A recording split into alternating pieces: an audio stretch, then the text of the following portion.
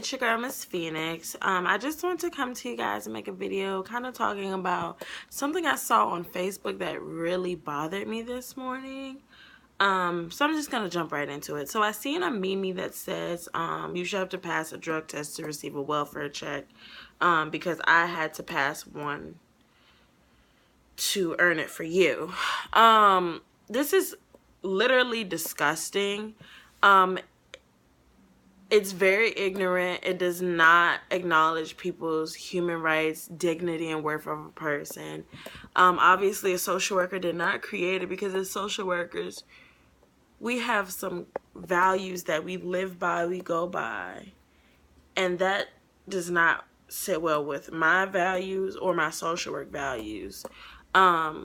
So, for me, I said you're trying to validate the worthy poor. Now, when you think about drug addiction and alcoholism, okay, those are symptoms. Those are not problems. You don't have a drug problem. That's a symptom because there's an underlying problem for why you drink, why you smoke, whatever. So when people don't understand drug addiction, alcoholism, and how it's a disease and how it affects not only the person but the people around them and they pass judgments, it's sad because you're not educated, you don't know. So I'm here to raise awareness because if somebody that is quote unquote poor, which is mostly the working poor that receives welfare,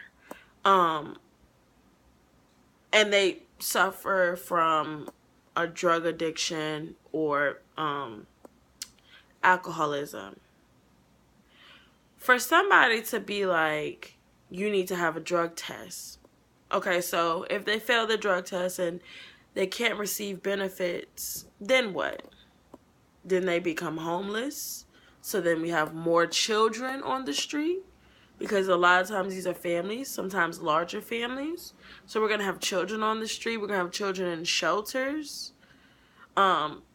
Because mom or dad or whoever suffers from, had a traumatic event happen. Maybe in their childhood, maybe in their early adulthood, or maybe the stressors of life, whatever. And they couldn't cope, so they turned to drugs and alcohol. And that's how they cope. It's not healthy, but if you don't have the tools and the support and the resources to get help, what are you supposed to do? And the fact that people think that all people that receive benefits are on drugs, that's incorrect. I think it was either Kansas or something like that, I don't know which state it is, tried to pass a law.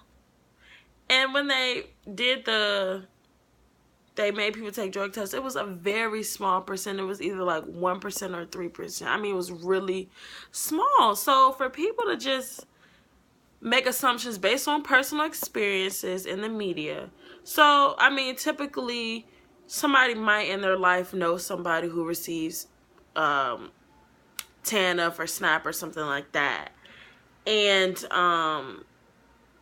they might smoke marijuana or whatever. You're basing that off of your personal experience. The research doesn't show that. That's your personal experience. Just because you know one or two, maybe even 5 people. Now you're generalizing. Now you're saying what you see, which I don't discredit anybody's personal experience, but what you see is in your reality, but it's not what's going on a national level. So, and then one guy said he works for social services, and you know, that's fine, and he says a lot of them do use drugs. But did you refer them to any drug treatment programs or social services? I mean, if you're telling me something based off your personal experience at your job that you see, are you referring them to services? Instead of talking about them on Facebook, you know, what are you doing about it? If you see this in your life, what are you doing about it? So I think for me, it bothers me when people say things and talk about things that's really judgmental, really rude, and stigmatize a whole entire group. And we're not asking the politicians to be drug tested. We're not asking Wall Street to be drug tested. So why should we make people that are receiving benefits? And also, I need to find the chart that says, you know, when taxes are taken out of your check, what money actually goes to these programs, because it's not a whole lot. It is really not a whole lot that are going to these programs. I think it's like maybe $6 or $7, if that. I don't know. But it's not. Media makes you think that we're just carrying along people on welfare when they are the working poor who are working 40 hours and are still poor.